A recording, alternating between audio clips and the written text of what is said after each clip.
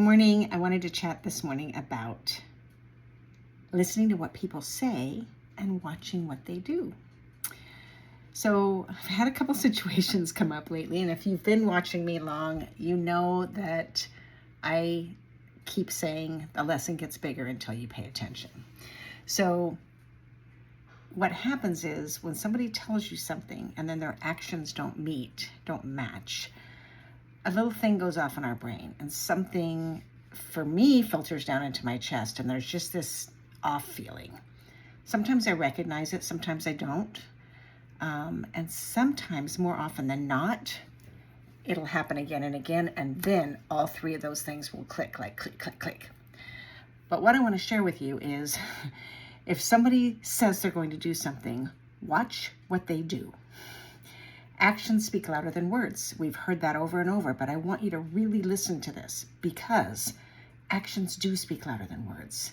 When somebody says they're going to do something and they don't do it, a little bit of trust erodes. But you know what? The most important thing is that erodes in you, your self-esteem, what you do, the person you are. And so what I've found is that being real with people works. If something comes up that's different from what was previously communicated, share it. Talk to people. Tell them, hey, this came up. This wasn't what I was expecting. I'm going to be late. This came up. I wasn't expecting it. Da-da-da-da-da. Now, if it happens over and over again, you might want to look at that, either as the giver or the receiver, right? But most of all, I'm talking about you, because no judgment, no right, no wrong, no blame, just paying attention. Because what happens is every time we don't, again, a little bit of trust erodes, a little bit of trust. And again, not just with your friends, your family, your clients, whoever, but also most importantly with you, so that you are not being the true version of yourself. So here's how this works in my view. Something comes up. It's different from what you have previously communicated. You make a phone call and you communicate it. I don't care if it's about real estate, which happens to be my main point of communication with people right now, or with a family member or friends, whatever. Communicate. You will be amazed how much better they feel and you feel about yourself.